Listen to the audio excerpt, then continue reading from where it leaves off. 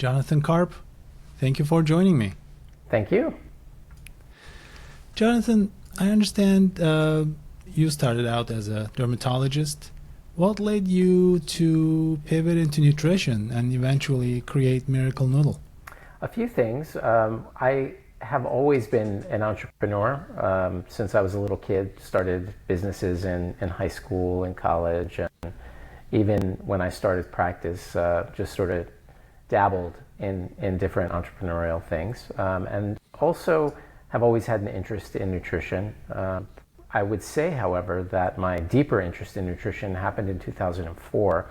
I had a patient who healed herself of lupus, which led me down a rabbit hole of looking into natural lifestyle interventions, which I didn't know.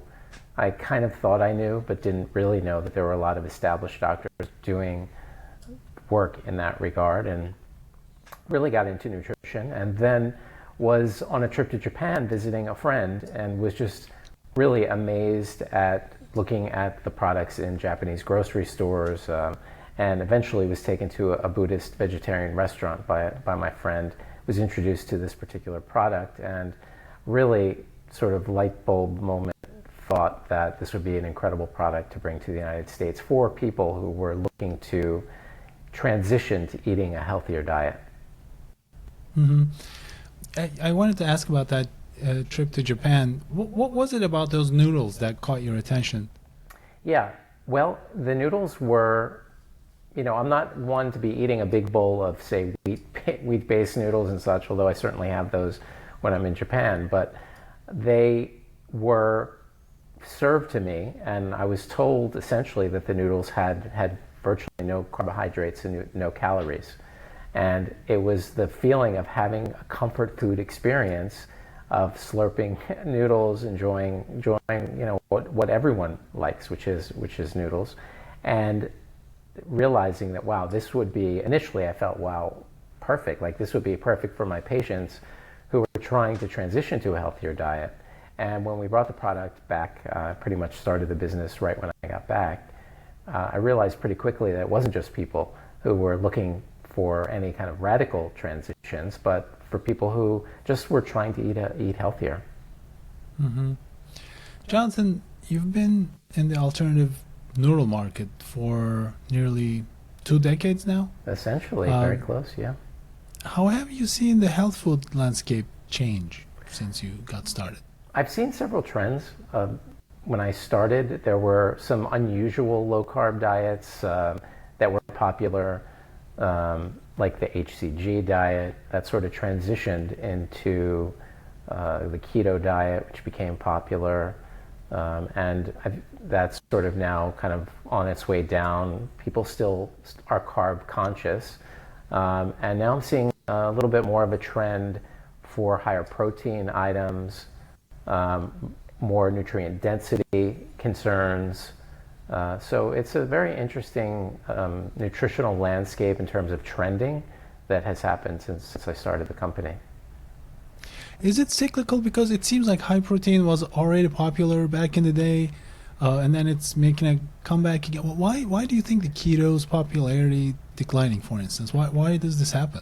Yeah, it's hard to say how trends work. I will say that in going back to protein in general is emphasis on protein is a trait, I guess you could say, of societies that are higher socioeconomically. Believe it or not, you see trends in wealthier nations that it's almost a status symbol that you can afford to eat animal protein and these sorts of things. And we see that throughout the world as nations become a lot more, I guess, first world, I guess you could say, the protein consumption becomes a status symbol. Now, from the perspective of nutrition, however, there's a bit of a resurgence now for a couple of reasons. One is the Ozempic craze is fueling as people's calorie count decreases, the ratio of all their macronutrients also decreases. And for some people, they're not actually getting enough protein, and they often, with time, realize that, and so are looking for higher protein protein just to make sure that they're getting a good amount. Also, there are trends that are, I wouldn't say they're huge, but they are significant enough, like people who are on, say, carnivore diets and that sort of thing. In terms of the keto and its sort of decrease, I think that as low carb is always, or I should say carb consciousness is always going to be something that people will be thinking about. That's not going anywhere, and it basically takes its form in many different ways or trends, South Beach diet and keto diet and paleo diet. All these are in various ways versions of a lower carb diet, and Atkins, these sorts of things. So I think it just cycles. In terms of the decrease in keto, I think it's a hard diet to stick to, and so I think that's probably why we see a little bit of a decrease in interest in that particular diet. Recently, I read a book. I can't remember its name now, but it was about longevity, and I read something that was kind of shocking to me because, as you said, high protein is always something people strive to, and now that you mentioned the status part of it, I never thought of it that way. It is kind of like that, right? Because protein foods, steak, meat, people who can afford it, kind of a thing, I guess. But anyways, in this book, it's giving examples from people who live into their hundreds, talking about, I guess, Okinawa and Sardinia, and it's talking about low protein. Right. So low protein is the way to longevity is just a couple of chapters in that book. It kind of opened my eyes. And then I was kind of calculating how much protein intake I'm getting versus what's being recommended. It almost looked like my protein intake was too much, according to this. That was very interesting to me. Yeah, that may be the longevity diet by Dr. Longo. And How to Not Die or something. I think that's the name of the book. Okay. So that book is written by a vegan authority. However, I will. So it's not without its biases. However, when you do look at the longevity data, over the course of human life, it is true that that lower animal protein does tend to go along with a longer life. However, the data also shows that as someone gets older, especially after the age of in their 60s, essentially your need for protein actually does increase, and so there is a value in increasing protein. But it is true, very true, that if you look at the overall longevity data, for sure, lower animal protein is correlated with that. The problem, of course, that we have is that you can't look at that in isolation, of course. So, and so it is true that if you don't need as much protein as maybe you might think, and it's easy to eat a little bit more than you need. However, again, there's always a lot of howevers.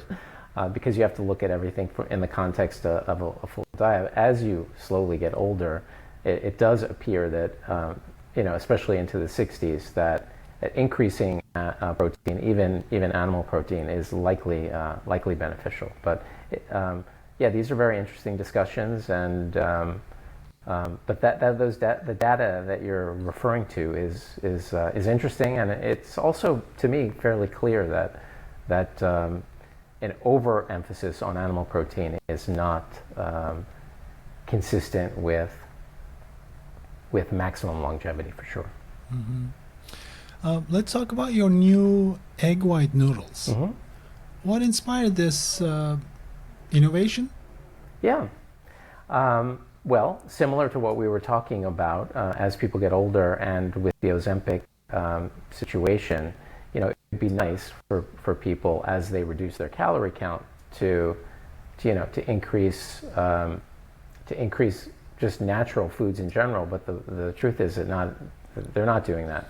They're just reducing overall. They're just eating what they used to eat, but a lot less. And so in those circumstances, protein is important. But for people who are looking for another lower carb item that has a high quality protein to it, this is a perfect option. It was designed or developed by a food science person who, this was her PhD project, and I was happened to meet her, and we hit it off. And How did you meet? met through she's in Thailand, and interestingly, we met through a Thai U.S. trade center, basically, that I've met a lot of people through. And a lot of cities in the U.S. have international trade centers that you can connect with, and they, of course, are looking to connect you with various innovators or of different products that are looking for people in the U.S. to partner with. And some of those resources are really valuable and have certainly helped me over the years.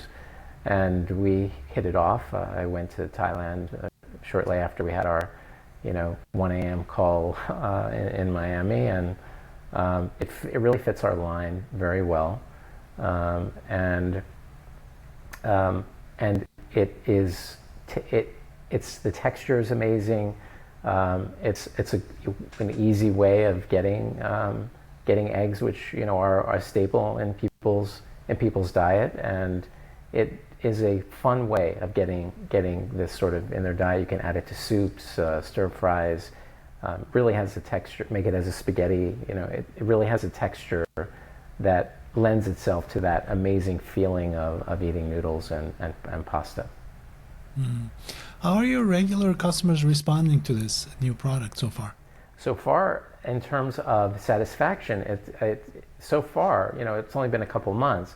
It's higher rated and has a higher repurchase rate than any of our products that we've had to market ever, really, which I thought would be the case. And when we do consumer shows and trade shows, we get an amazing response that again is better than any product that we've had. Mm-hmm. Now, does this make you want to create more of this kind of new product innovations to get people excited?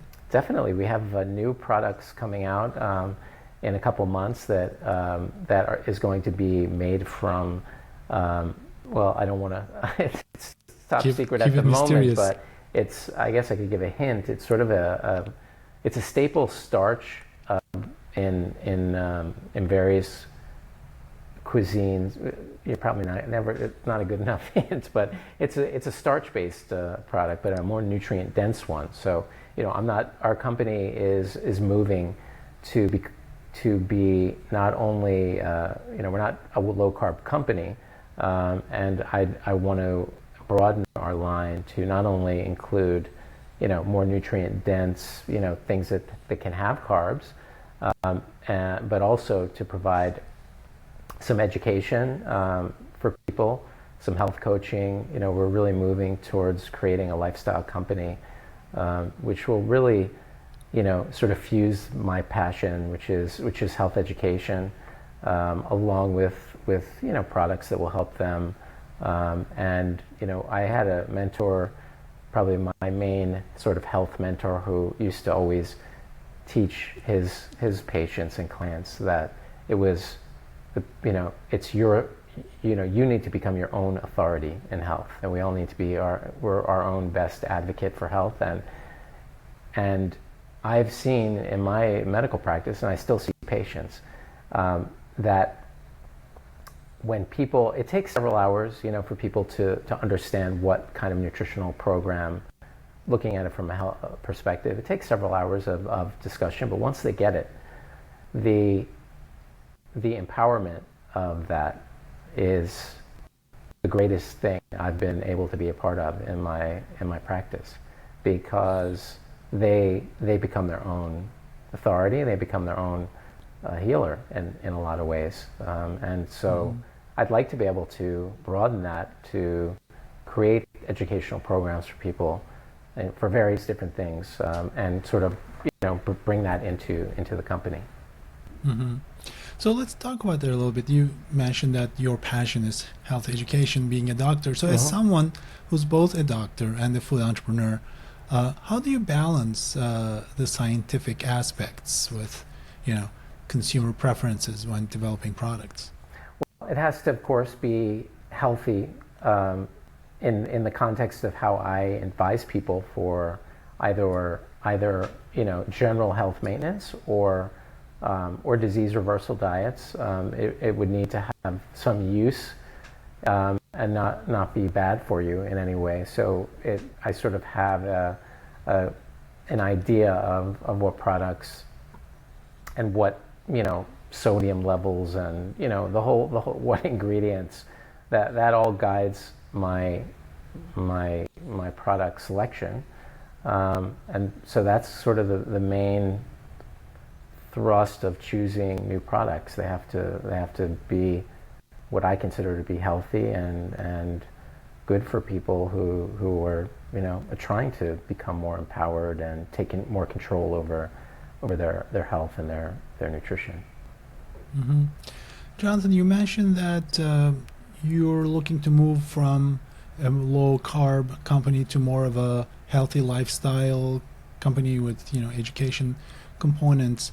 So, and then we talked about how trends come and go. Hmm. Keto was popular, and then popularity is declining. So it's kind of an interesting dilemma where when we're building brands, we kind of pick a narrow niche, and then maybe that niche becomes kind of not so popular anymore.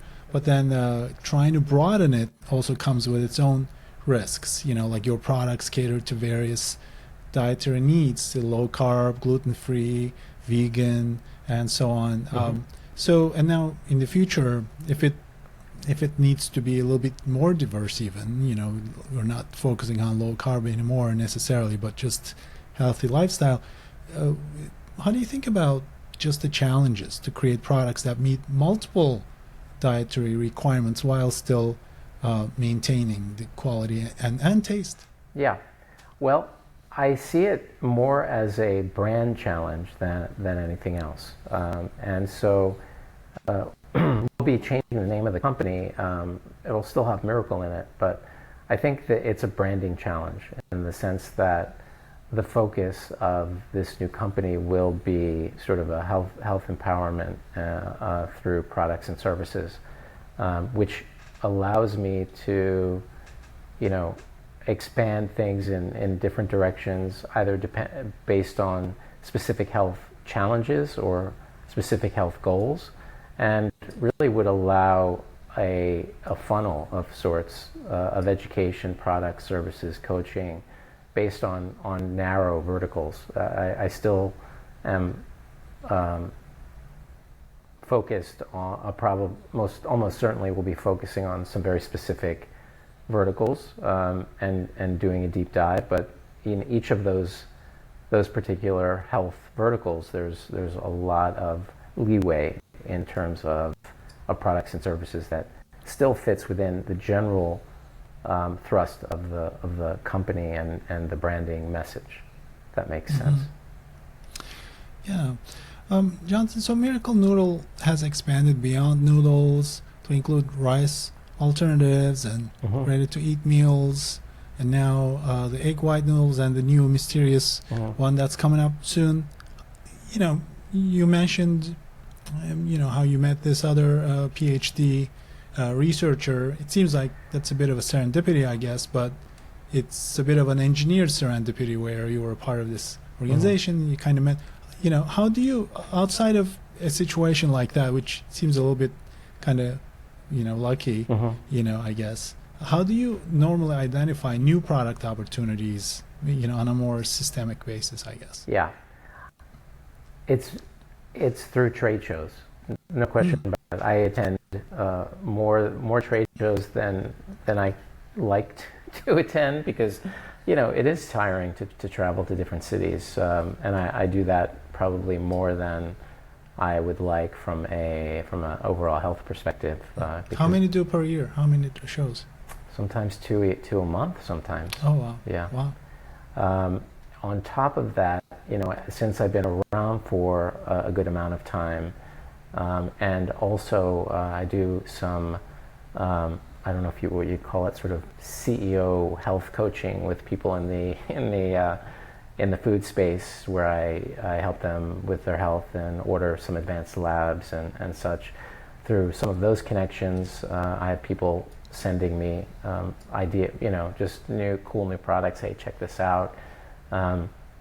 It's sort of one of those things, you've been around long enough, and even when you have even a little bit of success, different opportunities come your way that didn't come. But for sure, trade shows are key, and I have like a flash of remembrance of Bob from Bob's Red Mill, who passed away not too long ago, like maybe a year ago.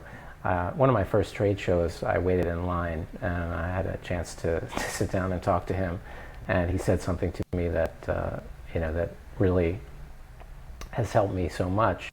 And I was kind of tired at the show, and he said to me, you're never ever going to have the opportunity to meet in such a short period of time such high quality people as you do when you attend trade shows and just network. So he was like, he encouraged me to, even if you feel like it was a waste, it's really never a waste. Just keep on talking to people. I'll learn more about the industry, and you end up meeting people. And amazingly, my background I've been into marketing since I was a teenager, reading direct response books and such, even when I was a teenager.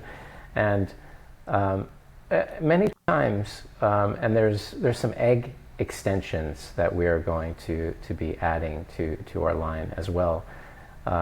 Many companies that have incredible products don't necessarily have a marketing vision or a marketing know-how in order to bring things to market.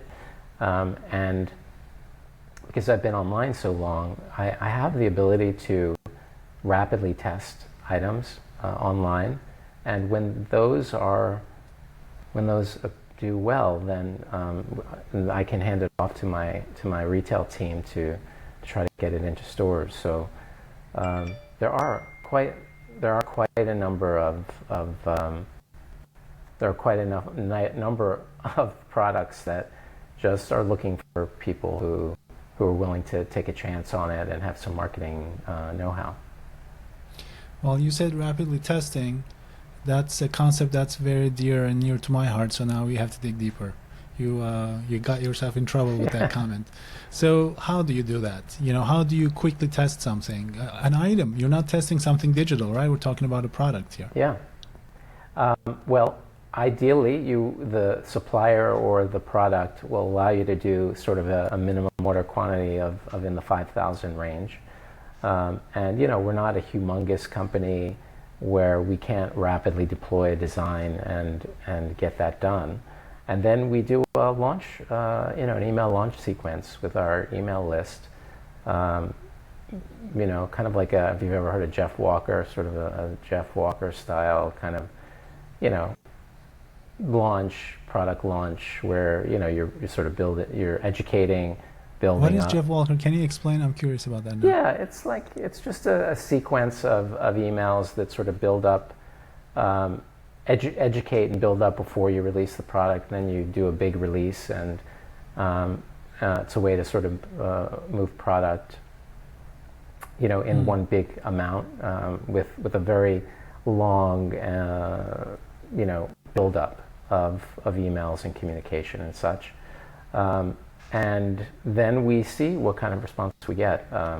So the key is, can I get a minimum order quantity, a lower minimum? Because big companies, they'll say, oh, you got to order 100,000, so that you can't rapidly test that because the investment. But if you can work with 5,000, that's usually what we do. We try to get to an MOQ of 5,000, and then we test and see how people like it. And then of course we do shows, so we test it with buyers and consumers and those sorts of things as well. Okay, so you still have to make the thing, order 5,000 of them, and then test it. How about testing it without, just at a concept level? Is that something that could be possible with food items or no? Without even putting the 5,000 order in? Yes. One way of doing that is to take a product that is already, someone has a brand, and just, and you have an existing store, and just sell their brand and see how it goes. And then you don't have to buy that much. And then if it goes well, you could always ask that person, is there any opportunity for me to private label this product for my business? Well, you said that you've been interested in marketing, direct response since you were a teenager. Do you still have that passion right now? I do. What's working? What are you excited about in the marketing landscape right now? And what do you think is going to stop working pretty soon? Okay, well, that's a big question that could also take us down. When I started the company, I was able to run my own AdWords and my own AdWords. There was really no Facebook advertising. That's how far back I go, and I was having so much fun with that and doing quite well. Like, just me in the numbers, looking at our conversion rate and our customer acquisition cost, and the bids were incredibly low back then. 5 cents, 4 cents sometimes. You could convert a customer, $8, $6, $7, $5 even. And of course, once the big companies came in and realized this was something big, then of course the price goes way up. So on the negative side of things, I'm not capable of handling any of those accounts anymore. It's just way too complicated. So it's a good question, because I've had to cede a lot of my my involvement in the marketing, the direct response marketing, to other people. But I guess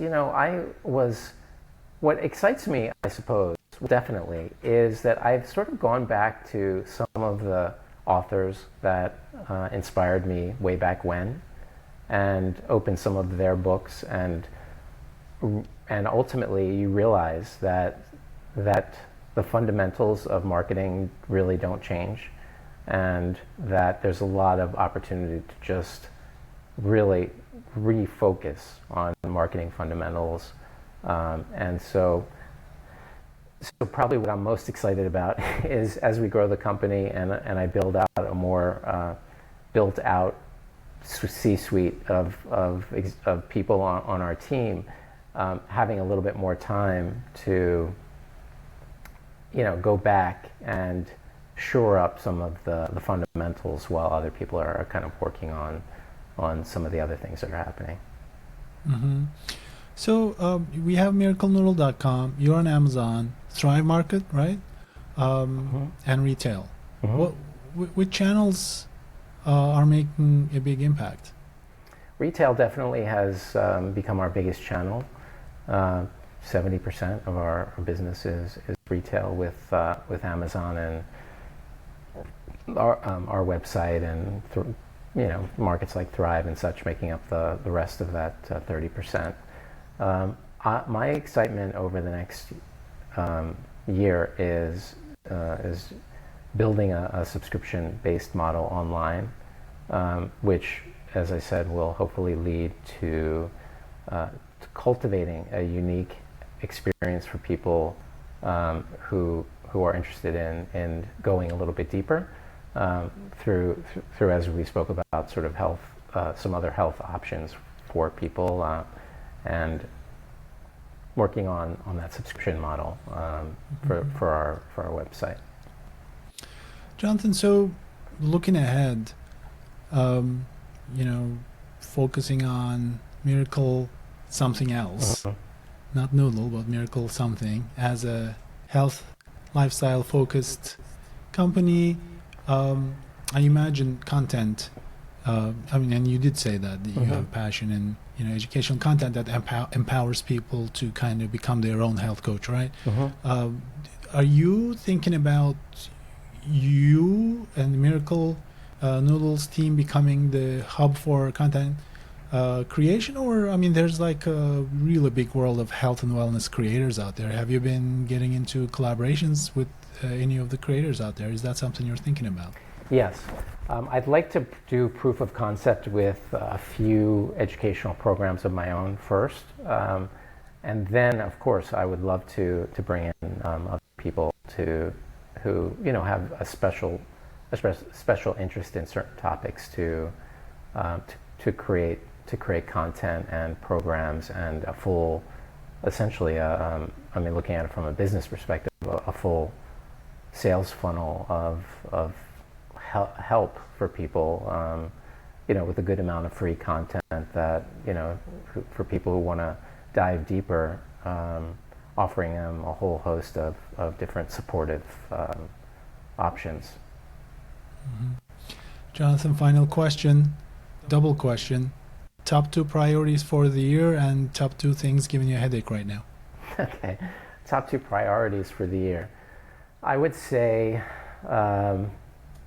just business for the business. I would say we're really focused on shoring up our advisory board and building out our C-suite. That's probably the biggest challenges, not challenges, but we're really focused on professionalizing the company. So those two things, and then what was this? The other was the two things that I am excited about, or Top two things giving you a headache. giving me a headache. Top two things giving me a headache. It's always a challenge learning to delegate, even after all these years of being in business. I'm still having trouble with learning to delegate tasks. That's one big headache. The second big headache is, I would say, international uncertainty with shipping rates and these sorts of things. That's always sort of in the back of my mind. So, Jonathan, Carp, thanks for sharing your journey with me. my pleasure.